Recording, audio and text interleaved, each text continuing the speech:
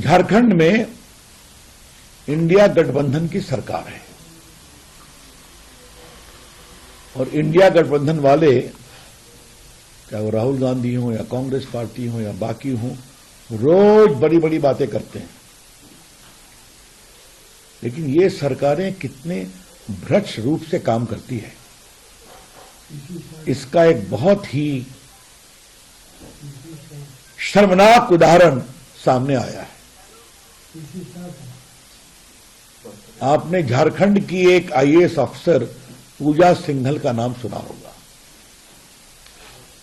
वो वहां उद्योग सचिव थी, माइनिंग सचिव थी। उनको गिरफ्तार किया गया। उनके सीए के यहां से 16 करोड़ रुपया कैश मिला था। उनके परिवार के लोगों का भी बहुत कुछ गंभीर मामला था, संपत्ति का। एक कोई बड़ा सा अस्पताल बना था और कई चीजें आई थी और उनके खिलाफ पीएमएलए की भी कार्रवाई चल रही थी। और जहां तक मुझे याद है कि पीएमएलए पदाधिकारियों ने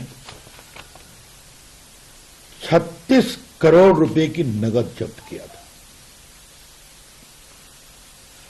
उनके खिलाफ चल रहा है मामला। 2007 से 13 के बीच में वो कई जगह कलेक्टर वगैरह रही और मनरेगा में जम के लूट मचाई। और ये ऑफिसर और उनके कारनामे देश भर में चर्चा के विषय बने। 28 महीने से वो जेल में थी।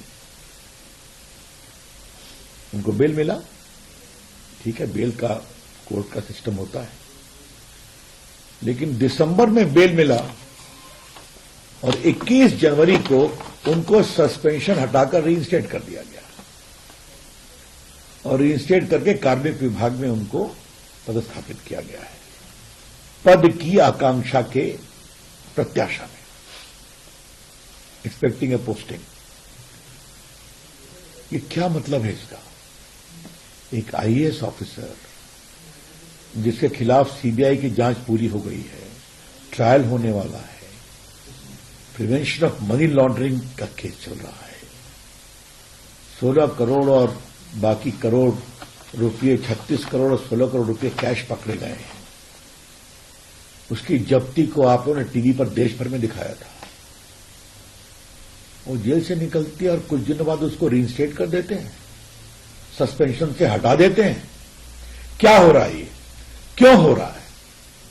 और झारखंड सरकार में कांग्रेस पार्टी भी सदस्य है, इसलिए कांग्रेस पार्टी को भी इसका जवाब देना पड़ेगा। ये भारत के प्रशासकीय शुचिता पर बहुत ही गंभीर सवाल है। The highly arbitrary and corrupt manner in which an officer against whom such serious charge of money laundering corruption is pending, where recoveries to the tune of 36 crore and 16 crore have been made. Immediately upon the grant of bail, she is reinstated. What does it mean? This shows how much good governance is a part of their process. मैं वहां से मुख्यमंत्री से सवाल नहीं पूछूंगा, सवाल पूछूंगा राहुल गांधी से।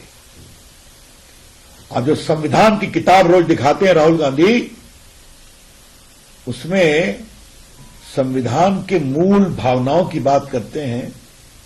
तो संविधान की मूल भावना यह भी है कि उचित शासन हो, उत्तरदायी शासन हो, भ्रष्टाचार से मुक्त शासन हो। और यह है आपकी सरकार।